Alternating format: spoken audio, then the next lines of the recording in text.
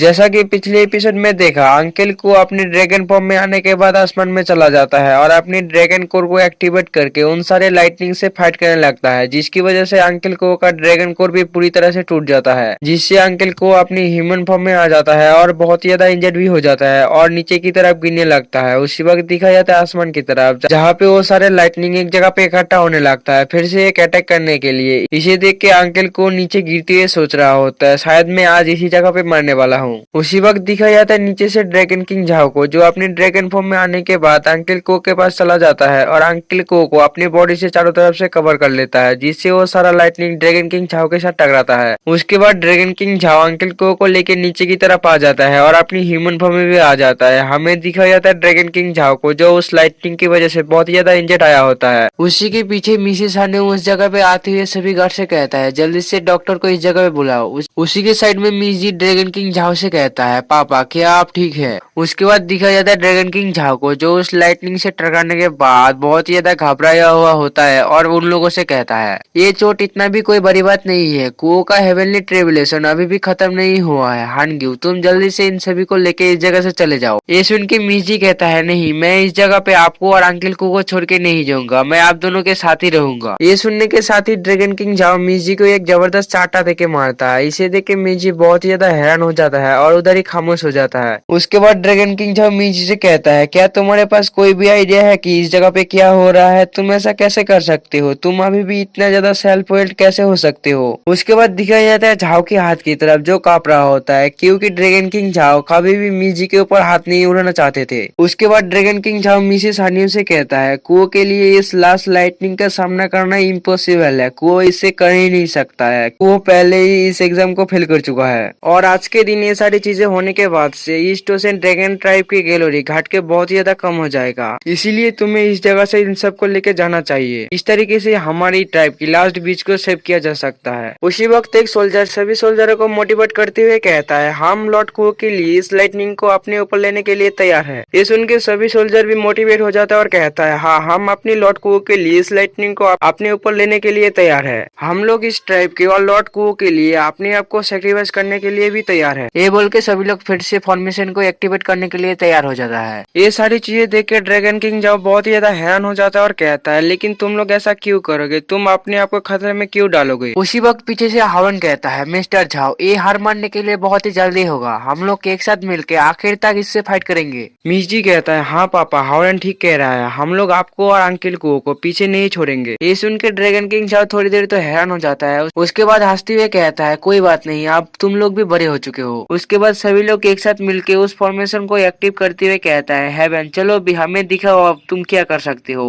उसी वक्त दिखा जाता है आसमान की तरफ, जहाँ पे फिर से बहुत ही ज्यादा पावरफुल लाइटनिंग उस हेवन एंड अर्थ फॉर्मेशन के साथ टकराता है। उसके बाद दिखा जाता है उस फॉर्मेशन के अंदर का सीन, जहाँ पे ड्रैगन किंग झाओ और मिसेस हानु उस फॉर्मेशन का बैलेंस कर रहा होता है। ड्रैगन किंग कहता है हानग्यू आखिर तक डटे रहो। उसके बाद दिखा जाता है हावन को, जो अपनी स्वॉर्ड एरो फॉर्मेशन को एक्टिवेट करके वो सारे लाइटनिंग को रोकने की कोशिश कर रहा होता है, लेकिन वो लाइटनिंग बहुत ही ज्यादा पावरफुल होता है, जिसकी वजह से वो सील भी टूट जाता है क्योंकि उस तरफ की सील को ड्रैगन किंग झाओ बैलेंस कर रखा था। सील टूटने की वजह से ड्रैगन किंग झाओ भी बहुत ज्यादा इंजर्ड हो जाता है और मुंह से ब्लड भी निकलने लगता है। उसी वक्त एक लाइटनिंग ड्रैगन किंग झाओ की तरफ आने लगता है। इसे देख के ड्रैगन किंग झाओ बहुत ज्यादा हैरान हो जाता है। उसी की साइड से मिस जी भी उस लाइटनिंग को ड्रैगन किंग झाओ की तरफ आते हुए देख लेता है और कहता है पापा आगे ध्यान दो, क्योंकि वो लाइटनिंग ड्रैगन किंग झाओ का बहुत ही करीब आ चुका है, जिसकी वजह से ड्रैगन किंग झाओ उस लाइटनिंग को डॉज नहीं कर पाया और सीधा वो लाइटनिंग ड्रैगन किंग झाओ के साथ टकराता है, जिससे ड्रैगन किंग झाओ को एक जबरदस्त शॉक लगता है। उसी की साइड में दिखाया जाता है अंकिल को भी, जो होश में आ चुका है। अंकिल को इन सब को ऐसा करते हुए देख के कहता है तुम लोगों को मेरे लिए कोई भी सेक्रीफाइस देने की जरूरत नहीं है, जल्दी से ऐसा करना बंद करो। उसके बाद अंकिल को अपने इतने ज्यादा सोल्जरों को इंजर्ड होता हुआ देख के जल्दी से अपने हाथ के ऊपर काट लेता है, जिससे अंकिल को हाथ से ब्लड निकलने लगता है। उसके बाद अंकिल को उस हाथ को आगे की तरफ करके उस टेम्पल के ऊपर सारा ब्लड को गिरने लगता है और कहता है अगर ऐसा ही होता है तो फिर मैं अपना ब्लड का इस्तेमाल करूंगा हमारा ट्राइब को प्रोटेक्ट करने के लिए। उसके बाद दिखा जाता है अंकिल को का ब्लड को, जो उस टेम्पल से नीचे की तरफ गिरने लगता है। अंकिल को कहता है हालांकि ये सारी चीजें मेरी वजह से ही हो रहा है, इसीलिए अपनी जान की बाजी लगाकर भी मुझे इस ट्राइब को प्रोटेक्ट करना होगा। उसके बाद दिखा जाता है अंकिल को का ब्लड को, जो उस फॉर्मेशन के साथ जुड़ जाता है। उसके बाद अंकिल को अपने पावर को एक्टिवेट करते हुए कहता है